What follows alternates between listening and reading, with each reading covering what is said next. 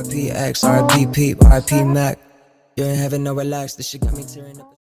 What's good, y'all? I'm Jerry. Today I'm about to check out 10 WWE matches where the wrong person won.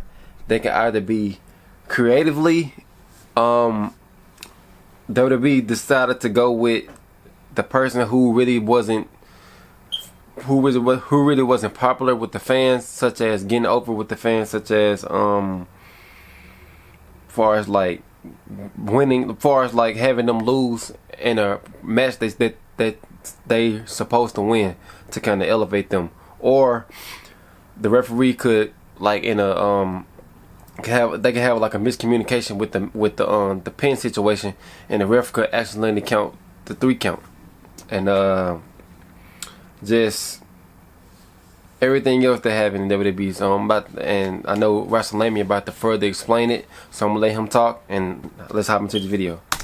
Now, deciding who wins a wrestling match is ultimately the most important aspect of pro wrestling booking. Who wins and who loses decides the future direction of storylines, and it can impact the future of the entire company. Unfortunately, from time to time, major wrestling companies such as WWE get this very, very wrong. Well, which times were they? Well, join us now as Wrestlemania looks at 10 WWE matches where the wrong person won. Be sure to subscribe. Such as CM Punk versus Triple H, where CM Punk should have never lost to Triple H back in 2000, I think 11 or 12, where they had CM Punk lose to Triple H, and Triple H kind of went away, and CM Punk was still on Monday Night Raw every week. Prime example right here. In December 2011, CM Punk ascended to the very top of the WWE.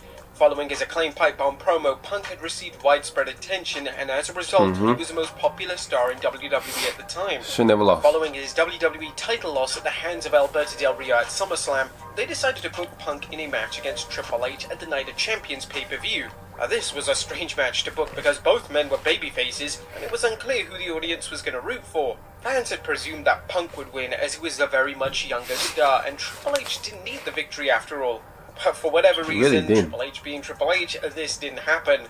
Punk lost to Triple H, and this seriously damaged Punk's positive momentum. Punk would obviously hold a grudge against WWE for a number of years due to the outcome of this match, and he would even cite this match as one of the reasons he disliked Triple H in a personal capacity. Number 9, Randy Orton versus Hulk Hogan. The match between Randy Orton and Hulk Hogan at SummerSlam 2006. Randy was supposed to win that match right here. WWE match to date. The logical thing to do, if this was going to be Hogan's last WWE match, was to put a younger star over in a convincing manner, passing on the torch forever. Not Hogan. But instead, Hogan would defeat Orton clean, and following the match, Hogan would then disappear from television, whilst WWE was left to rebuild Orton's credibility. Now, this booking decision could have been forgiven if Orton got his win back, but this simply never happened. It was another example of Hogan going over in a match that he didn't need to win. It's purely for his ego. Number 8, Miss Wrestlemania Battle Royal. When WWE announced a Miss Wrestlemania they had Royal Santino win at Santana Marella. It created a massive opportunity to showcase women from the past, present, and future of WWE. They in messed the match this with up. the likes of Victoria, Beth Phoenix, Sunny, Mickie James, Molly Holly, and the Bella Twins. Now, although these well-known and popular superstars were in the match, WWE decided to award the match to Santina Marella. Santina was supposed to be Santino Marella's twin sister, but it was just Santino in a terrible drag. WWE opted for shock value for the match outcome, and it flopped dramatically. It was terrible, senseless, and was completely disrespectful to all the women in the match. Number 7, Shane McMahon versus The Miz. Now, The Miz's babyface turn in 2019 was seen as a long time coming for WWE fans. The Miz had managed to build a genuine connection with the fanbase, and it was clear that a face turn was needed for the former WWE champion. Unfortunately, this face turn was a total failure. The Miz's arch rival during this babyface run would be his former tag partner Shane McMahon. That match was crazy that they had at Wrestlemania. Every match. So much so that it killed The Miz's credibility as a legitimate babyface. This would begin at WrestleMania 35 as Shane would defeat The Miz. But the follow-up victory never occurred. Shane would defeat The Miz a further 2 times, and as a result, The Miz's time as a compelling babyface character was on borrowed time. Number 6, Charlotte Flair versus Asuka. And one of the most acclaimed matches of WrestleMania 34 was a match between Charlotte Flair and Asuka for the SmackDown Women's title. The match resulted in Charlotte shockingly ending the unbeaten streak of Asuka, and this truly took fans by surprise. They should have had Asuka win the SmackDown Women's title and allowed the feud to continue. Now, although the match was excellent, the result of the match had serious long-term damage. Asuka would struggle to rebuild credibility and her momentum. Asuka never the same after that. 2018 in an infamous feud with Carmella, which saw her lose to the former Money in the Bank holder on a number of occasions. The worst thing was that Asuka never got a clean victory over Charlotte. The two would wrestle a number of times throughout the years following WrestleMania 34, and every time it happened, Charlotte seemed to come out victorious. Number 5, Sting vs Triple H. When Sting finally joined the WWE, there were a number of dream matches that fans had in mind for the former WCW and TNA World Champion. One of these was The Undertaker, who fans had hoped to face Sting at WrestleMania 31. However, WWE had other plans. They wanted Sting versus Triple H, as they believed that Triple H would be the perfect opponent for him. When the match went down at WrestleMania 31, it featured cameos from NWO and DX, and it was abundantly clear that this was a WWE versus WCW storyline rather than a showcase for Sting. Sting ultimately lost to Triple H in a move that nobody saw coming.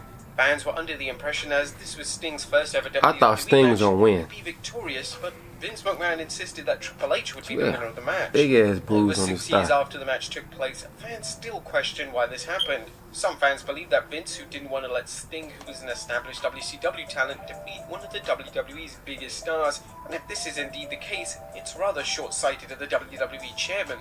Number 4, Brock Lesnar vs John Cena. Brock Lesnar's WWE return in 2012 was a huge deal. Lesnar had returned to the WWE as a legitimate, successful UFC fighter. It must have been this Extreme Rules match that they had. Different Lesnar, which departed the WWE back in 2004. Lesnar's first match back in the company would be an Extreme Rules match against WWE's top star John Cena.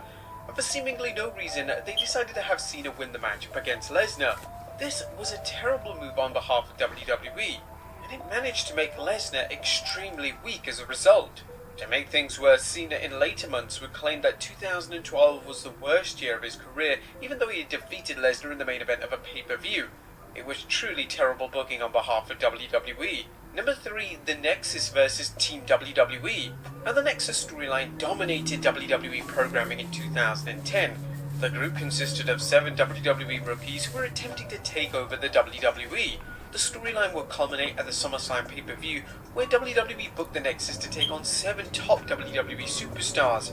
Now, the initial planned finish to the match was for the Nexus to be victorious, as fans as well as a number of talents involved in the actual match, such as Edge and Chris Jericho, believed that this was the correct booking decision. But one of the superstars involved in the match who disagreed was John Cena. Cena influenced WWE to change the finish of the match in order for Team WWE, in particular Cena himself, to stand tall. This match finish was universally slammed by fans, and it was responsible for the downfall of the Nexus group.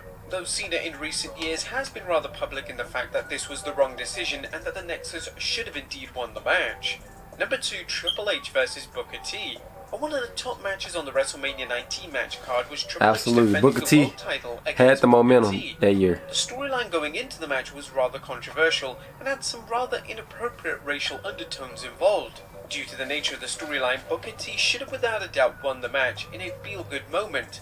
However, WWE had other ideas. Triple H would win the match, and he would even take an extended amount of time before making the final cover. It was Complete a strange burial decision, and Booker T should have conquered the villainous world champion, even if it only led to a transitional reign for the former WCW champion. And number 1, Royal Rumble 2014.